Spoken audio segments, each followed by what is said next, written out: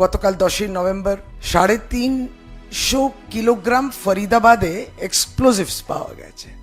তারপরেও এই ঘটনাটা, আমরা আজকে প্রেস কনফারেন্সের মাধ্যমে এই প্রসঙ্গে আমাদের সভানেত্রী এবং দলের সর্বভারতীয় সম্পাদকের পক্ষ থেকে আমরা দুজনই পার্টির পক্ষ থেকে আমরা এই কথাটা প্রথমেই তুলে দিই যে দেশের স্বরাষ্ট্রমন্ত্রীর আমরা ইস্তফা চাই, তার আমরা রেজিগনেশন চাই।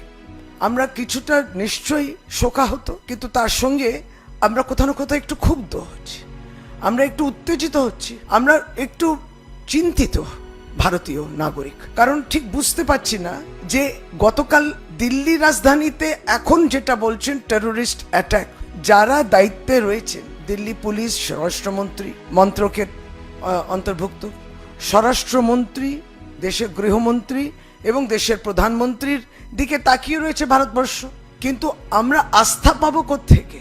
আমরা আস্থা পাচ্ছি না, কারণ গতকালকে স্বয়ং স্বরাষ্ট্রমন্ত্রী বলছেন, যখন তিনি স্পট ভিজিট করেছেন এবং সাংবাদিকরা জিজ্ঞেস করেছেন যে এখানে কি কোনো টেররিস্ট অ্যাটাক মনে হচ্ছে, বললো আভি নেই মালুম, মানে এখনো, তখন তিনি নির্দিষ্টভাবে টেররিস্ট অ্যাটাক কিনা বলতে পারছেন না। কে বলবে? আর কেন বা আমাদের অভ্যন্তরীণ সুরক্ষা এইভাবে তার পতন ঘটছে? এই প্রশ্নের জবাবটা কে দেবে? 2014 ভারতীয় জনতা পার্টি সরকারের আসার পরে আমরা কিন্তু ক্রস বর্ডার টেরোরিজম এবং এইভাবে একবারই দেশে যেটাকে ইন্টারনাল সিকিউরিটি যেই জায়গায় পৌঁছেছে সেটা আমরা দেখেছি। আস্থা যেখান থেকে পাওয়ার কথা, সেই আস্থা আমরা পাচ্ছি না। কেন আমরা কেন হতাশাগ্রস্ত হচ্ছি? কারণ দেশের স্বরাষ্ট্রমন্ত্রী নির্বাচন নিয়ে ব্যস্ত, ভারতীয় জনতা পার্টি একবারই সাইলেন্ট ইনভিজিবল রিগিং নিয়ে ব্যস্ত, দেশের প্রধানমন্ত্রী দেশ ছেড়ে চলে গেছেন ভুটান।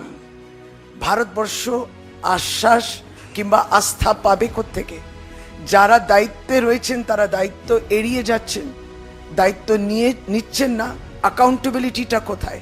প্রধানমন্ত্রী, স্বরাষ্ট্রমন্ত্রী নির্বাচন নিয়ে ব্যস্ত, সেখানে কোথাও না কোথাও আমাদের দেশের প্রতিরক্ষা, আমাদের দেশের বর্ডার, আমাদের দেশের অভ্যন্তরীণ সুরক্ষার সঙ্গে কম্প্রোমাইজ হয়েছে।